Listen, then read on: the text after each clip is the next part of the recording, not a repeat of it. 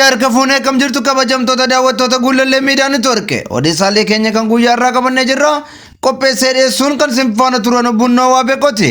Hanga xumura sagantaa kiyyaatti na faana turan affeerraa kiyya.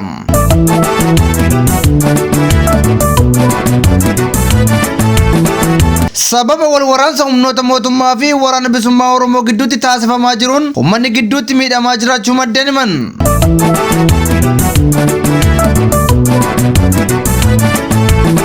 Godina Qellem Wallaggaa aanaa Sayyoo keessatti dargaggeessi tokko loltoota PP'n ajjeefamuus odeeffannee jirra.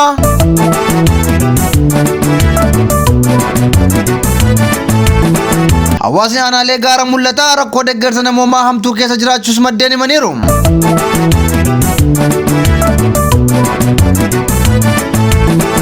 Aleellaan galaana diimaa irratti loltoota Huutiin raawwatame dhaabbilee daldalaa irratti dhiibbaa guddaa fidee jira jedhame. Irra deebiin akkam jirtu kabajamtoota daawwattoota Guulallee Miidiyaa Neetwoork.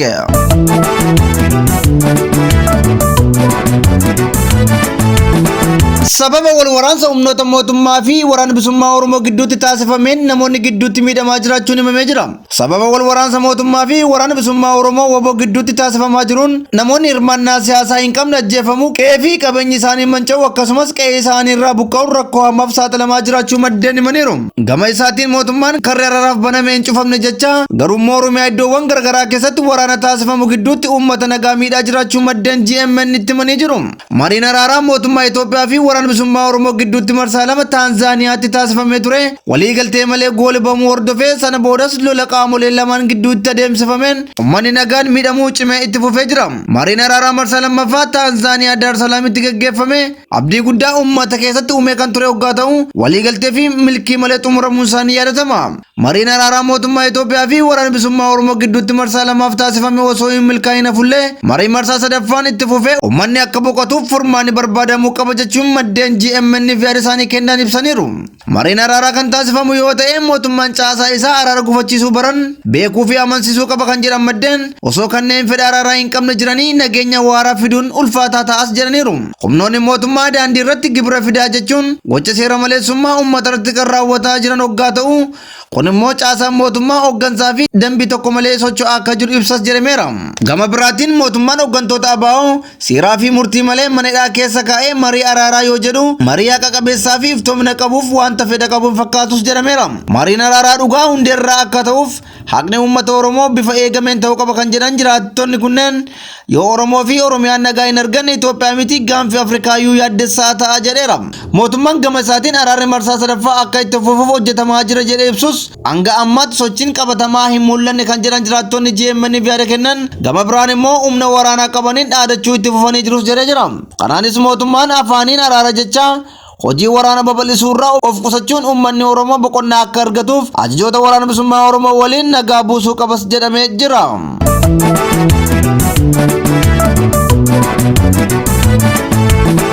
Godina Qellem Wallaggaa aanaa Sayyoo keessatti dargaggeessi tokko loltoota PP'n ajjeefamuun himame. Duulli ajjechaa dargaggoota Oromoo irratti raawwatamaa jiru hammaachuun lixa Oromiyaa godina Qellem Wallaggaa aanaa Sayyoo ganda Alaakuu Beellee bakka addaa Qaalii jedhamutti dargaggeessi Oromoo tokko kan maqaan isaa Ifaa Yaadasaa jedhamu loltoota bilxiginnaan ajjeefamuun beekamee jira. Dargaggeessi kun barataa kutaa kurnaffaa hoggaa ta'u nama nagaa hirmaannaa siyaasaa keessaa qooda hin qabnee fi mana amantiitti deddeebuun yeroo isaa dabarsuu ture. Faarfataa waldaa guutuu wangeelaa Alaakuu ta'uun isaas kan beekame hoggaa ta'u osoo inni hiriyaasaa bira bulee ganama gara manaatti galaa jiru waraanni naasuu namaaf hin qabne kunneen lubbuu isaa balleessuun beekamee jira. Gola Oromiyaa cufa keessatti guyyaarraa gara guyyaatti lubbuun ilmaan Oromoo darbaa jiraachuu gabaasaa kan jirruu fi addatti immoo dargaggoonni akka bineensa bosonaatti adeemfamanii ajjeefamuun itti fufuun walqabatee egereen uummatichaa yaaddessaa ta'aa jiraachuus dabaluun ifoomsaniiru. Qaamoleen nageenyaa mootummaa godina Qellem Wallaggaa aanaa Sayyoo fi kanneen biroo keessatti irra deddeebiin deeggarsa raawwachaa jiraachuun isaanis ni beekama.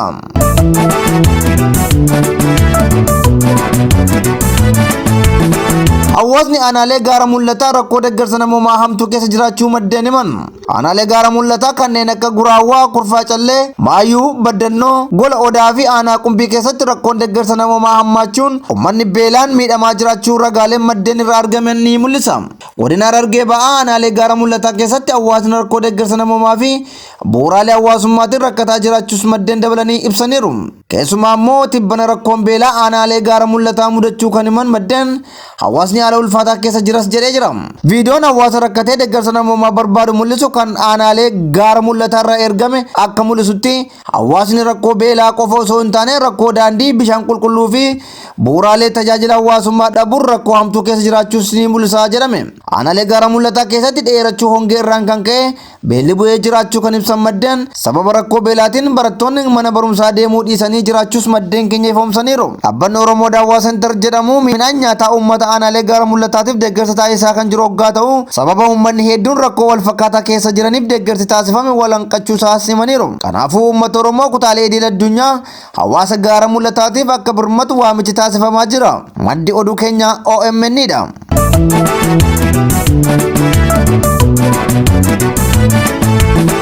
Kaaba Oromiyaa godina Walloo aanaa baatee keessatti dargaggoon tokko waraana faashistii PP'n ajjeefamuun dhaga'ame. Akeeka ittiin uummata lafarraa daguuguu karoorfatanii hojjechaa kan jiran hidhattoonni Koroneel Abiyyi Ahmediin hoogganaman hawaasa nagaatti bobbaafamuun gocha suukanneessaa uummata irratti raawwachaa jiraachuu itti fufaniiru. Haaluma kanaan Kaaba Oromiyaa godina Walloo aanaa baatee keessatti guraandhala 4 bara 2024 hidhattoonni murna biltiginnaa hawaasa nagaa gooluuf gandichatti bobbaafaman ganda eelaa keessatti dargaggoo maqaansaa Adam Hussein Ibrahim jedhamu badii tokko malee rasaasatti roobsanii ajjeesuu maddeen keenya magaalicha irraa nuuf himaniiru.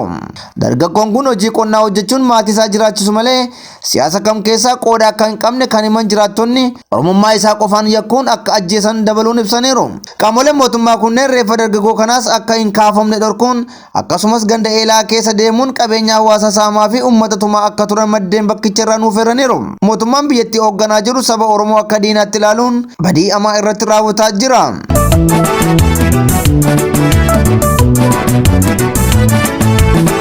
Haleellaan galaana diimaa irratti loltoota Huutii Yamaniin raawwatame dhaabbilee daldalaa irratti dhiibbaa qaqqabsiisee jedhame.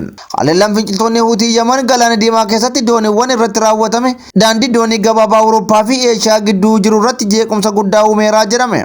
Haleellaan kun kan raawwatame boombii Israa'el Gaazaa irratti geggeessaa jirtuun Filisxeemota miidhamaa jiraniin isin waliin jirra jechuuf yoggaa ta'u dhaabbileen doonii hedduun doonii isaanii karaa bira akka jijjiiran dirqisiisee jira.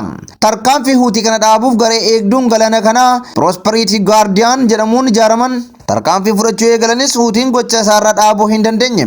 Sababa kanaanis waarshaalee konkolaataa akka Michelin, Suzuki, Tesla fi Volvo akkasumas waarshaalee annisaa hedduu fi kanneen biroon jeeqamuu daandii daldala galaana diimaa kanarraan kan ka'e miidhamanii jiraachuu Aljeeziraa fi miidiyaaleen biroon gabaasaa jiru. Galaanni diimaan daldala addunyaaf sarara geejjibaa isa filatamaa hoggaa ta'u gaanfa Afrikaaf immoo dhimma baduu fi jiraachuuti.